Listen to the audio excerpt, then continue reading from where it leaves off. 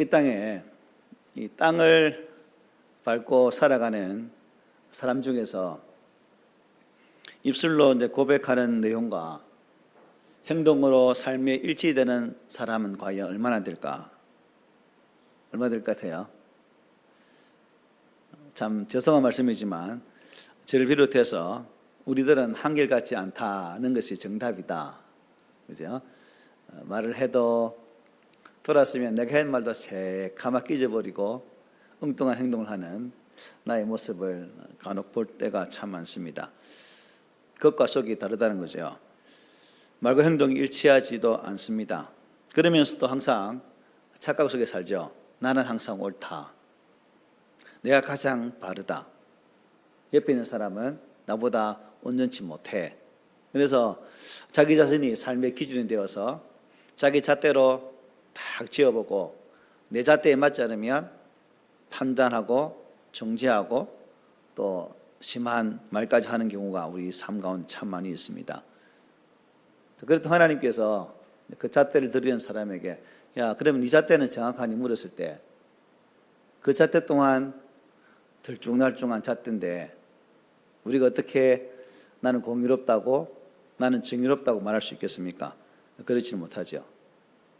그래서 우리가 삶을 살아가면서 참 하루하루를 누리면서 참 내가 생각하고 내가 계획하는 그 방법대로 살아가면서 내 것이 전부 다 좋은 것이다 라고 착각하지 않고 하나님께서 우리의 삶의 현장에서 인도하시는 방법대로 이끄시는 대로 살아가는 것이 더 우리 인생을 새롭게 할 수 있는 것이고 또 하나님의 말씀이 곧 우리의 삶에 아름다운 길잡이가 된다는 사실 앞에 주의 말씀으로 우리의 신앙을 잘 이렇게 정립해 갈 수 있는 그런 은혜가 있으면 참 좋겠다는 생각이 듭니다. 시인은 이렇게 노래합니다. 여호와는 긍휼이 많으시고 은혜로우시며 노하기를 더디하시고 인자하심이 풍부하시다. 그렇죠. 우리 하나님은 긍휼이 참 많으십니다. 그리고 참 은혜로우시죠. 그리고 노하기를 더디하시는 분이 우리 하나님이십니다. 그리고 인자, 어질고 풍성한 사랑이 참 가득한 분이 하나님이시죠. 무엇보다도 여호와 하나님은 그 긍휼이 시인은 아침마다 새롭다라고 노래하죠. 아침마다 새롭다. 그리고 그 생슬이 베푸심이 나에게 좋습니다라고 고백하는 시인의 노래도 우리가 볼 수가 있습니다. 긍휼. 긍휼은 무슨 뜻이죠? 창자 또는 내장 이런 의미가 있다고 말씀드렸습니다. 태아를 지키고 보호하고 생명을 공급해주는 자궁이기도 합니다. 자궁. 여호와는 우리들을 한순간도 혼자 있도록 버려두지를 않으십니다. 더불어 항상 동행하시는 거죠. 창자가 참 끊어지는 그 마음으로 우리를 아주 불쌍히 여기시는 사랑의 하나님이십니다. 안전하게 지켜주시고 또 보호해 주시고 생명을 주시는 그 하나님을 온전히 믿고 나아가는 우리 성도들 되기를 바랍니다. 오늘 본문은 이렇게 시작합니다. 그 사람들이 거기서 일어나서 소돔으로 향하고 아브라함은 그들을 전송하러 함께 나가니라. 여호와께서 이르시되 내가 하려는 것을 아브라함에게 숨기겠느냐라고 말씀합니다. 소돔으로 향한다. 이걸 뜻을 찾아보니 그냥 소돔 쪽으로 얼굴을 돌린다는 의미가 있습니다. 하나님께서 소돔 땅에 오신 이유는 왜 오셨죠? 그 땅을 심판하시려고 오셨습니다. 이제 얼굴을 돌렸다는 것은 그 땅을 향해 하나님의 진노의 두려움으로 그 땅을 이제 바라보게 되었다는 의미가 되겠습니다. 여호와는 당신을 대적하는 소돔의 그 죄를 참 오래도록 참고 참으셨습니다. 이제는 흔적조차 남기지 않으시려고 완전히 박멸하시려고 소돔을 향하여 얼굴을 돌리게 됩니다. 하나님께서 소돔을 지멸하기로 작정하신 목적은 크게 두 가지로 볼 수 있습니다. 첫째 한 가지는 그들에게 참복이 무엇인지, 복된 길이 무엇인지를 가르쳐 주기 위함이라는 것이죠. 오늘 본문 18, 19절에 이렇게 말씀하죠. 아브라함은 강대한 나라가 되고 천하 만민은 그로 말미암아 복을 받게 될 것이 아니냐. 내가 그로 그 자식과 건속에게 명하여 여호와의 도를 지켜 의와 공도를 행하게 하려고 그를 택하였나니 이는 나 여호와가 아브라함에게 대하여 말한 일을 이루려 함이니라 말씀합니다. 18절에 보니까 그로 말미암아 복을 받게 될 것이다. 하나님은 아브라함을 거룩한 백성으로 구별하실 때 그들을 통해서 이스라엘 민족들에게 복을 흘러보내게 하신다는 겁니다. 천하 만민에게 복을 흘러보낸 통로로 쓰시겠다는 것입니다. 복의 근원, 뿌리라는 거죠. 아브라함은 참 생각지도 못한 부분입니다. 아니 생각할 수도 없는 엄청난 복이었죠. 세상에 여러분, 하나님으로 직접 복을 받는다는 소식을 듣는 사람이 누가 있겠습니까? 이게 세상 그데서 얻을 수 없는 복이잖아요. 그 복을 아브라함이 가지고 있다는 겁니다. 그래서 이 복은 절대 놓칠 수도 없는 것이고, 이 복은 혼자만 누려야 되는 것이 아니라 후대에 계속해서 전수하고 가르쳐야 할 그러한 복이 하나님께서 주시는 복입니다. 그런데 이 복을 받기 위해서는 이 복의 말씀을 받은 수여자가, 즉 아브라함이 그 말씀에 대하여 어떻게 반응하며 사느냐에 따라서 결정된다는 거죠. 오늘 이 시대 우리들도 마찬가지입니다. 하나님의 은혜를, 하나님의 복을 받기 위해서는 내가 그 하나님의 그 말씀 앞에 어떻게 반응하며 살아가냐에 따라서 복이 되는 삶이 되는 것이고, 또 그렇지 않은 삶이 될 수 있다는 사실입니다.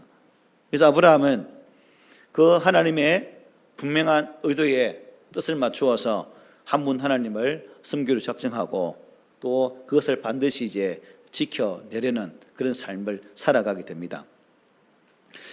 결국 이것은 여러분 아브라함 혼자에게만 주신 복일까요? 아니죠. 바로 오늘 우리에게도 주신 복인 것을 믿으시기 바랍니다. 하나님의 뜻에 순종하는 성도, 하나님 말씀 앞에 서 있는 누구에게나 해당되어지는 복이라는 거죠. 여러분에게도 이 복은 충분히 있을 수 있다는 겁니다. 그러니까 얼마나 감사합니까? 또 하나는 한 가지 뭐냐면, 첫째가 복된 길을 가르치기 위함이었죠. 또 한 가지 뭐냐면 구속의 원리, 구원은 어떻게 이루어지는가에 대한 그것을 가르치기 위함입니다. 요한복음 5장 29절에 보면 예수님께서 이렇게 말씀하셨습니다. 선한 일을 행하는 자는 생명의 부활로, 악한 일을 행한 자는 심판의 부활로 나오리라 말씀하셨어요. 그리고 사도 바울은 로마서 9장에서 이렇게 말씀합니다. 그러면 이제 우리가 그의 피로 말미암아 의롭다 하심을 받았으니 더욱 그로 말미암아 진노하심에서 구원을 받을 것이니라고 선포했습니다. 심판 없는 구속은 의미가 없죠. 구속 없는 심판 또한 생각할 수가 없는 거예요. 세상 끝이 되면 하나님께서 당신의 말씀에 순종한 거룩한 백성들을 온전한 구원의 은혜로 함께하여 주실 것입니다. 영원한 구원과 생명과 하나님 나라로 우리를 이끌어 주실 것입니다. 반대로 사람이 마땅히 해야 할 도리에서 어긋나고 순리를 지키지 않는 사람, 그것을로 불순종하는 그 영혼에게는 가차없이 심판을 하게 된다는 것입니다. 이렇게 하나님께서는 아브라함에게 구속과 심판, 그리고 축복과 저주의 길을 가르쳐 주신 거예요. 오고 오는 모든 세대의 사람들이 이 소돔의 멸망을 경고 삼도록 유도하기 위해서입니다. 그것을 보고 하나님께서 어떻게 역사하는지, 하나님은 어떤 것을 좋아하시고 어떤 것을 싫어하시는지를 그것을 통해서 보여주시고 하나님의 참된 백성들을 바른 길로 유도하기를 원한다는 사실입니다. 여기서 아까 보았던 이루려 하심이라 19절의 끝에 있죠. 이루려 함이니라. 이 구절에 보면 하나님께서 아브라함을 선택하시고 이 구원의 도를 지키게 하려는 근거가 그 속에 담겨 있습니다. 바로 이게 언약, 약속이죠. 언약입니다. 수시로 여러분 반복해서 가르쳐 주었기 때문에 아브라함 입장에는 하나님 약속을 한 번 듣는 거예요? 아니죠. 우리가 속된 말로 귀에 뭐가 않도록, 딱지가 않도록 들은 말이에요. 그만큼 아브라함의 뇌 속에 각인될 수 있도록 약속하시고 또 약속하시고 약속을 주셨습니다. 그러니까 아브라함 입장에서는 이 하나님 약속을 잊어버릴 수가 없는 거죠.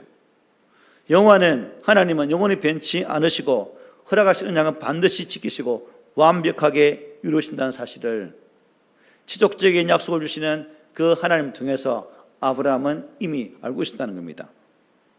우리 또한 이 언약의 수혜자들이라고 볼 수 있는 거죠. 하나님께서 선물로 허락해 주신 그 믿음을 우리는 반드시 지켜내야 됩니다. 그리고 그 믿음을 통해서 주신 사명, 의무 또한 우리가 잘 감당해야 될 우리 믿는 사람들의 영적인 숙제라고도 볼 수 있는 거죠. 하나님의 말씀을 증거해야 되는 것이고, 또한 새로운 사람들을 주님의 은혜 보좌 앞으로 인도하는 그 사명과 책임이 먼저 구원받은 우리에게 사명으로 주어져 있다는 것입니다. 그리고 이어진 20절 보십시오. 여호와께서 또 이르시되 소돔과 고모라에 대한 부르짖음이 크고 그 죄악이 심히 무겁다 말씀하죠. 이 사실은 하나님께서 소돔과 고모라의 죄악을 이미 어떻게 알고 있다는 말씀입니다. 또 그들의 죄악에 대해서 오래 참고 계셨다는 사실을 잘 말씀해 주는 부분이죠. 소돔과 고모라는 인류 역사 속에서 죄악의 도시를 상징하는 대명사죠. 죄가 많은 도시하면 소돔 고모라입니다.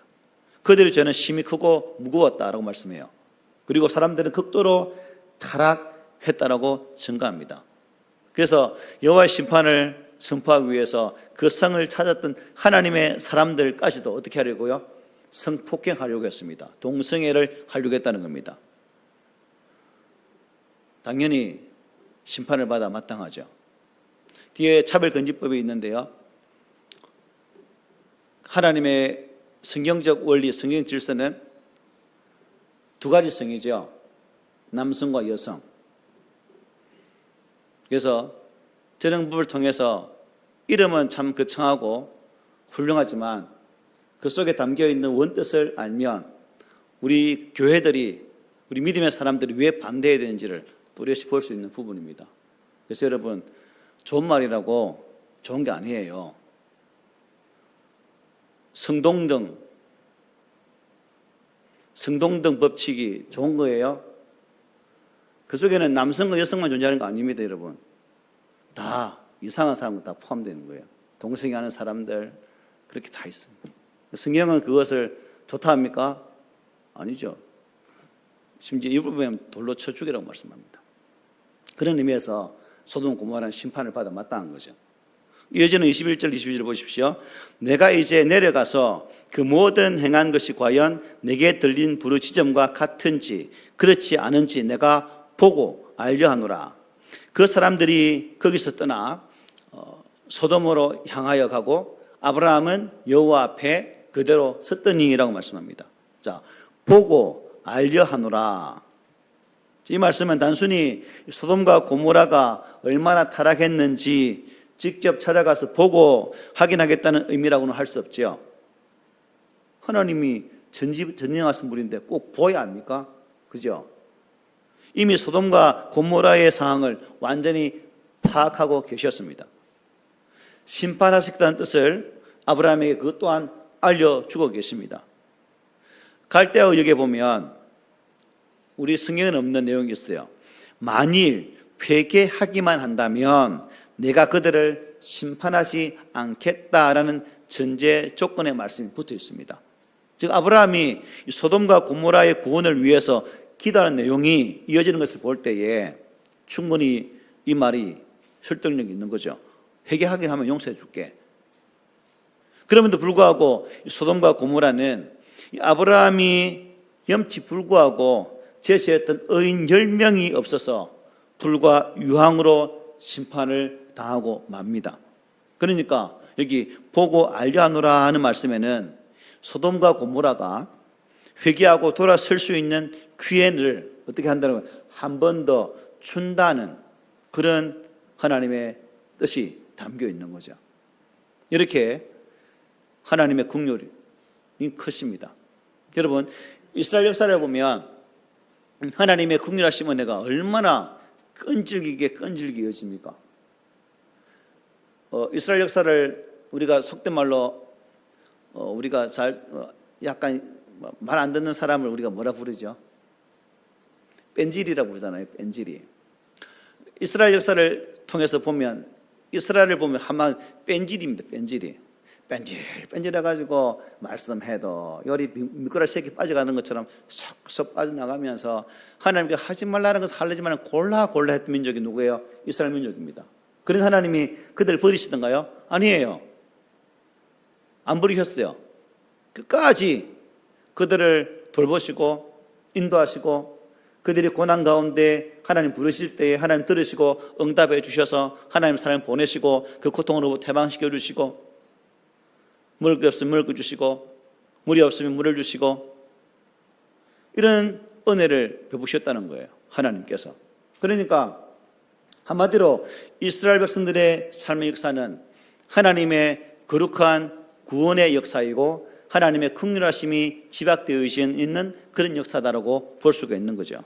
그래서 이 긍휼이 여기시는 하나님의 사랑이 여러분 얼마나 큽니까? 그래서 옛날에 우리 주일학교 배웠던 찬양이 있죠. 깊고도 넓도다 깊고 넓은 하나님의 하나님 사랑 이런 찬양이 있었잖아요. 깊고도 넓보다 깊고 넓은 하나님 사랑 아시는지 모르겠네. 모르는 사람 많네. 제 주일학교 다닐 때는 이게 막 저희 애들 가르치고 했거든요. 그래서 그 하나님의 사랑은 깊고 넓고 높고 측량할 수 없다는 사실입니다. 그래서 우리를 향한 긍휼 또한 마찬가지죠. 오늘 우리들은 하나님께로부터 긍휼을 입었기에 이렇게 남아 살고 있습니다. 혹 하나님께서 긍휼을 거두어 가신다면 긍휼을 나에게 베풀어 주시지 않으셨다면 오늘 나의 모습 또한 장담할 수 있을까요? 아마 장담하지 못할 겁니다. 그래서 하박국 선지자는 하나님의 긍휼하심의 은혜를 이렇게 고백했죠. 우리 함께 읽어봅시다. 시작. 여호와여 내가 주께 대한 소문을 듣고 놀랐나이다. 여호와여 주는 주의 일을 이 수년 내에 부응하게 하옵소서. 이 수년 내에 나타내시옵소서. 진노 중이라도 긍휼을 잊지 마옵소서. 아멘. 하박국은 이렇게 외쳤습니다. 긍휼을 구하는 삶을 살아가는 것이 곧 또 우리의 삶인 것을 보게 되죠. 이어지는 23절로 25절 봅니다. 아브라함이 가까이 나아가 이르되 주께서 의인을 악인과 함께 멸하려 하시나이까. 그 성중에 의인 50명이 있을지라도 주께서 그곳을 멸하시고 그 50의인을 위하여 용서하지 아니하시리이까. 주께서 이같이 하사 의인을 악인과 함께 죽으심이 부당하오며 의인과 악인을 같이 하심도 부당하나이다. 세상을 심판하시는 이가 정의를 행하실 것이 아니니까 라고 이렇게 말씀하고 있습니다. 아브라함은 소돔과 고모라에 최소한 의인 몇 명요? 50명은 있을 것이라고 확신했습니다. 50명 그거 없을까? 충분히 있거든 남지. 자신이 꽉 차서 하나님께 하나님 정의 하나님이시고 공의 하나님인데 만약에 소돔 고모라에 50명 있으면 멸하시면 이상하잖아 하나님. 그럼 하나님 공의 하나님 아니잖아요. 50명 있으면 살려줄 수 있나요? 그래 살려줄게. 당당하게 외쳤는데 하나님이 받아준 거예요. 이제 이어지는 내용 잘 알잖아요. 50명 없나? 하나님이 당당하게 허락하신 모습 보면서 아브라함 속에는 그냥 물음표가 생깁니다. 모자랄까? 하나님 죄송한데 5명 빼가지고 45명 어때요? 그래 해줄게. 또 아브라함 눈이 둥그레집니다. 45명도 없다는 말인가? 또 갈등하다가 하나님 얼굴 보면 하나님 그러면 40명 어때요? 40명 그래 40명 해줄게. 40명도 없나? 이제 아브라함 속에는 걱정이 살살 밀려옵니다. 큰일인데 그러면 하나님 진짜 죄송한데 30명 어때요? 30명 좋아. 이 30명 찾으면 내 심판 안 내린다. 당당한 하나님 모습에 아브라함은 더 당하게 됩니다. 저같지만 저 같은 작은 눈이 그야말로 만지 대포알 눈처럼 커지면서 하나님 그러면 20명 어때요? 좋다 20명. 여러분 이때 아브라함 마음이 어땠을까요? 50, 45, 40, 30, 20까지 왔습니다.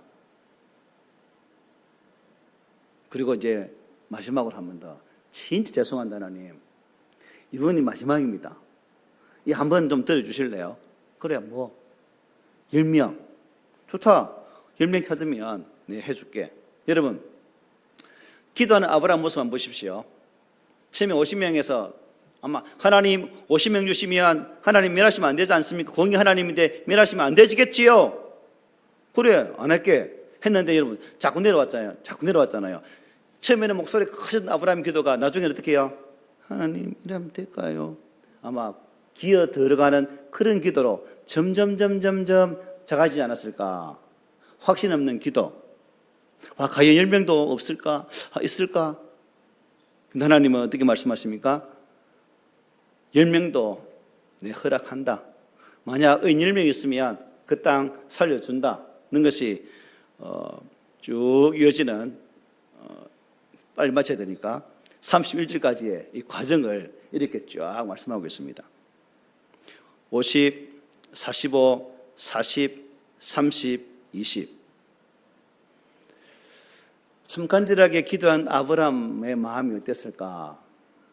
또 이 아브라함의 모습 보면서 여러분 누가 생각날까요? 겟세마네 동산에서 하나님과 빅들 이루시는 예수님의 모습을 볼 수가 있습니다. 마지막까지 하나님의 뜻을 이루어야 하는 예수 그리스도, 그 십자가를 져야만 하는 주님 앞에 참 육신을 입으신 예수님께서는 그 엄청난 십자가의 고통을 아셨기에 어찌하든지 이 길을 가고 싶지 않은 마음도 계셨어요. 그런데 주님은 그래도 이것이 하나님 뜻이라면 이 길을 가겠노라고 고백하는 모습을 보게 되죠. 이 아브라함의 모습을 통해서 예수님의 그 하나님을 향한 그러한 끈질김을 어찌 보면 계속 매달리는 그러한 모습을 볼 수가 있습니다. 참 염치 없는 아브라함, 우리들의 모습이죠. 살아가는 삶의 자리가 염치 없음에도 불구하고 우리는 항상 하나님께 무언가를 맡겨놓은 양 하나님 앞에 당당히 구합니다. 하나님 이것도 주세요, 저것도 주세요. 주세요 했는데 주시는 늦으면 때를 씁니다. 하나님 왜 그래요? 왜 내게도 들어주지 않아요? 하나님 살아계신 거예요? 정말 살아계시면 한번 보여주시라고요. 이게 아브라함의 우리의 모습과 똑같습니다. 32절 한번 보십시오. 잘 아는 말씀이니까 우리 쭉 넘겨서 다 한 겁니다. 32절 함께 읽어보세요. 시작. 아브라함이 또 이르되 주는 노하지 마옵소서, 내가 이번만 더 아뢰리이다. 거기서 신명을 찾으시면 어찌하려 하시나이까? 이르시되 내가 신명으로 말미암아 멸하지 아니하리라. 이번만 더 하나님 아브라함의 간절한 마음이 담겨 있습니다. 그래서 신학의 델리치는 이 부분에서 이렇게 말합니다. 창조자에 대한 피조물의 신앙적 파렴치성이라고. 파렴치하다는 거죠. 아브라함은 간절했죠. 거듭해서 번복할 수밖에 없는 자신의 기도가 얼마나 파렴치한 것인지를 알면서도 포기할 수를 없었다는 거예요. 포기할 수를. 의인 10명을 찾게 되면 그래서 어찌게 하시겠습니까? 라고 묻게 되는 겁니다. 뼈를 쓰듯이 그야말로 어린아이가 장난감 앞에서 다리를 쫙 펴고 빡빡 문질러 가면서 안 사주면 안 가라고 우는 것처럼 아브라함이 지금 막 떼를 쓰고 있는 겁니다. 떼를 쓰고. 이에 하나님께서는 10명을 찾을 수 있다면 멸하지 않을게 라고 말씀합니다. 이사야 1장 18절 우리 잘 아는 말씀이죠. 오라 우리가 서로 변론하자. 너희의 죄가 주홍 같을지라도 눈과 같이 휘어질 것이요 진홍같이 붉을지라도 양털같이 되리라고 이사야는 선포했습니다. 우리 주님도 이렇게 말씀합니다.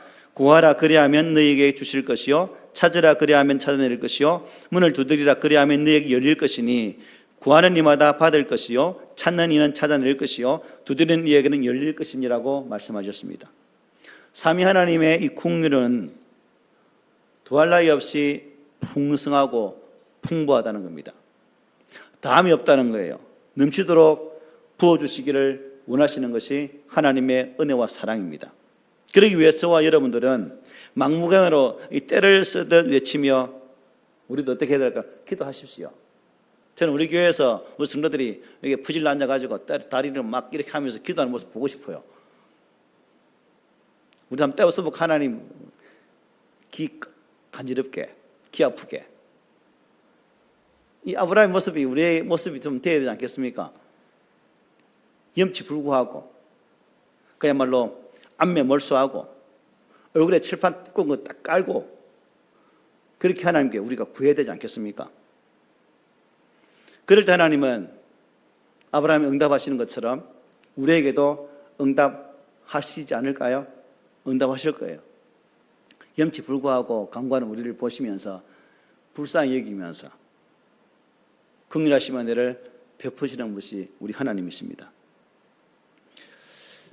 하나님의 공의 앞에 아브라함이 나가는 이 모습, 계속해서 줄어드는 그 숫자를 통해서 감출 수 없는 자신의 이 나약함을 아마 아브라함은 볼 수 있을 것입니다. 결국 아브라함은 하나님의 이 긍휼하신 은혜 앞에 기댈 수밖에 없죠. 하나님이 은혜 주셔야 내 조카들이 살아날 수 있겠다는 겁니다.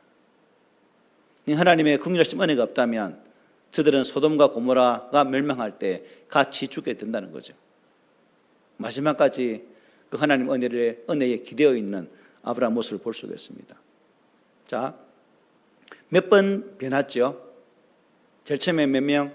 50, 45, 40, 30, 20, 10, 6번. 그래서 히브리어 6의 숫자가 의미하는 게 뭐냐면 노고와 봉사를 가리키는 숫자입니다. 6이 유일한 숫자가 노고와 봉사.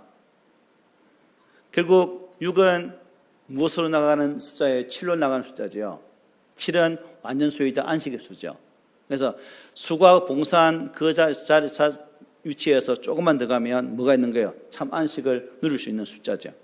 아브라함은 여호와께 총 6번 기도했습니다. 충분히 수고했고 충분히 희생했습니다. 충분히 헌신했고 또 충분히 막 쏟아 부었습니다. 자신 할 수 있는 일을 다 했다는 거죠. 이제 기다리기만 하면 되는 거죠. 하나님이 처사만 10명을 두고.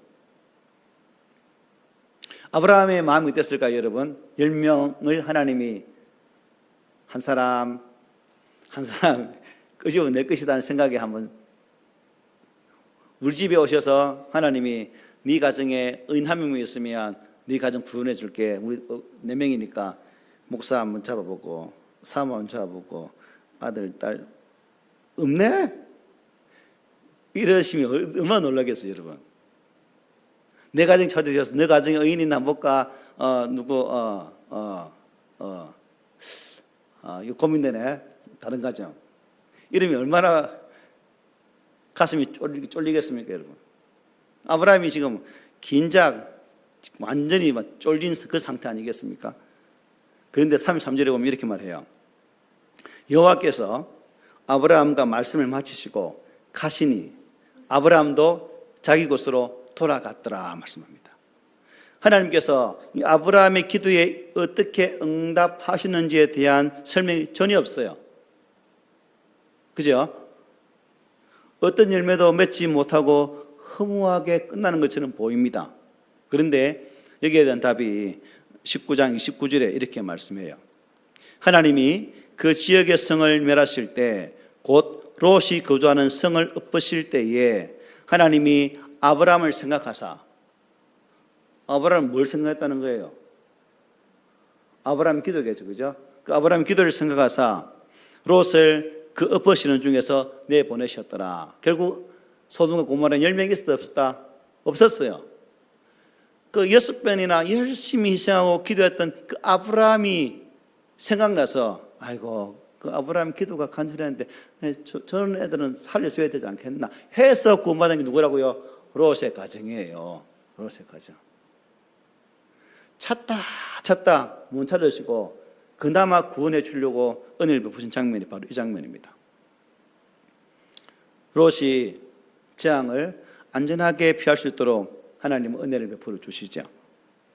악인들과 함께 진멸되지 않도록 그에게 은혜를 허락해 주셨다는 겁니다. 예수님께서 마태복음 7절에서 이렇게 말씀하셨습니다. 긍휼히 여긴 자는 복이 있나니 그들이 긍휼히 여김을 받을 것이다 라고 가르쳐 주셨죠. 야고보 사도는 이렇게 말합니다. 긍휼을 행하지 아니하는 자에게는 긍휼 없는 심판이 있으리라. 긍휼은 심판을 이기고 자랑하느니라고 말씀했습니다. 여러분, 하나님의 긍휼하심, 하나님의 공의로우심, 그 거룩한 잣대 앞에 우리를 갖다 대면 우리 어느 한 사람도 그 잣대 앞에서 바로 설 사람 아무도 없습니다. 하나님은 우리를 재실 때는 당신의 자를 다 거두어 가십니다. 아무것도 없는 치수가 없는 그 잣대로 우리를 재신다는 거예요. 무슨 의미일까요? 내 기준으로는 살 사람 아무도 없어. 그냥 너희들을 안아줄게. 그냥 예수 안에만 있으면 너희를 구원해 줄게. 예수 안에만 있으면 너희를 거룩한 생명의 나라로 인도해 줄게. 이것이 하나님께서 우리에게 주시는 은혜입니다. 그러므로 이번 한 주간도 나의 잘남이 아닌 하나님의 전적인 그 은혜 앞에서 하나님의 긍휼하심을 받은 자로서 또 우리도 그 긍휼하심을 타인에게 흘려보내는 그런 복의 근원들로서 살아가시지 않으시렵니까? 우리의 말로, 우리의 행동으로, 우리의 삶의 모습으로 하나님의 은혜를 나타내는 그 복스러운 삶, 이것이 우리 모든 성도들에게 있기를 간절히 부탁을 드립니다.